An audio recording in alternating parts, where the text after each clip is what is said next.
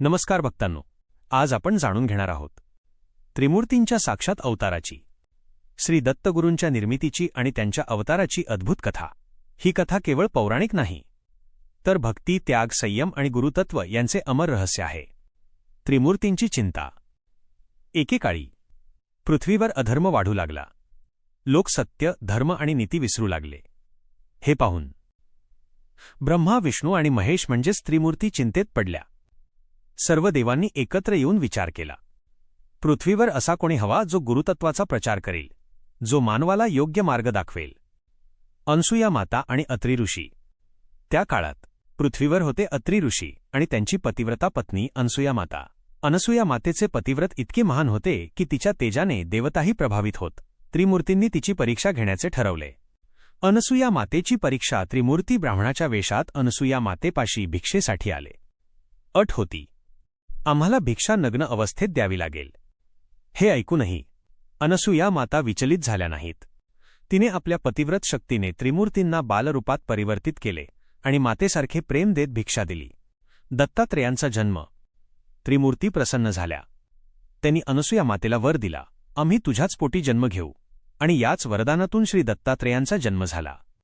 तो एकच अवतार, पण त्यात वास करतात ब्रह्मा, विष्णू आणि महेश, म्हणूनच त्यांना म्हणतात त्रिमूर्तींचा संयुक्त अवतार दत्तगुरू।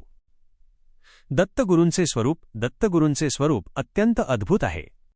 3 मुखे ब्रह्मा, विष्णू, महेश यांचे प्रतीक। 4 कुत्रे, 4 वेदांचे प्रतीक। 1 गाय मातेचे, पृथ्वीचे प्रतीक।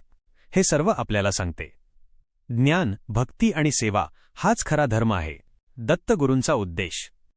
दत्तगुरू कोणत्याही एका काळापुरते नव्हते, ते युगायुगांचे गुरु आहेत। ते संन्यासी म्हणून फिरतात, अवधूत म्हणून वावरतात आणि भक्तांसाठी सगुण रूप धारण करतात। जिथे भक्ती आहे तिथे दत्तगुरू नक्कीच असतात। दत्तगुरूंचे विविध अवतार।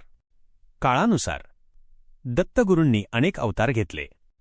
श्रीपाद, श्रीवल्लभ, नरसिंह सरस्वती महाराज, स्वामी समर्थ, माणिक प्रभू। प्रत्येक अवताराचा एकच उद्देश, भक्तांचा उद्धार। उपसंहार। दत्तगुरू म्हणजे केवळ एक देव नाही, तर चालता बोलता गुरुतत्व आहे। जो शरण जातो त्याला मार्ग मिळतो, जो विश्वास ठेवतो त्याला अनुभव येतो। म्हणूनच म्हणतात, दिगंबरा दिगंबरा, श्रीपाद वल्लभ दिगंबरा। आता आपण सविस्तर बघूयात दत्तगुरूंची दिनचर्या। सकाळची दिनचर्या। ब्रह्ममुहूर्तावर म्हणजेच पहाटे श्री दत्तगुरू जागृत होतात। यावेळेला संपूर्ण सृष्टीत सात्विक ऊर्जा भरलेली असते। नदी, सरोवर किंवा पवित्र जलात ते स्नान करतात आणि नंतर ध्यानस्थ अवस्थेत बसून परब्रह्माचे चिंतन करतात। त्यांच्या ध्यानातून जगाला शांती, करुणा आणि सद्बुद्धी प्राप्त होते। सकाळचे उपदेश। स्नान व ध्यानानंतर श्री दत्तगुरू भक्तांना उपदेश देतात। ते सांगतात, सत्य बोला, धर्माने वागा आणि कोणावरही अन्याय करू नका। गरीब, दुःखी, पीडित लोकांना ते आशीर्वाद देतात आणि त्यांच्या दुःखाचा नाश करतात। दुपारची दिनचर्या।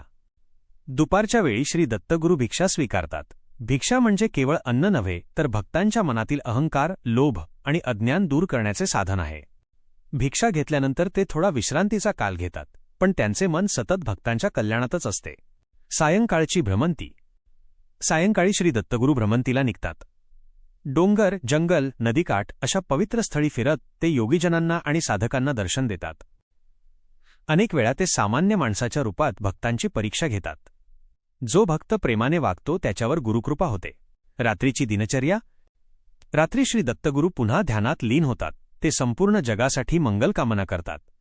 रात्रीचे भोजन अत्यंत साधे असते आणि नंतर ते योगनिद्रेत प्रवेश करतात।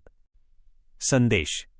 श्री दत्तगुरूंची दिनचर्या आपल्याला शिकवते की साधेपणा, सेवा, करुणा आणि श्रद्धा हेच खरे जीवनमूल्य आहे। श्री गुरुदेव दत्त।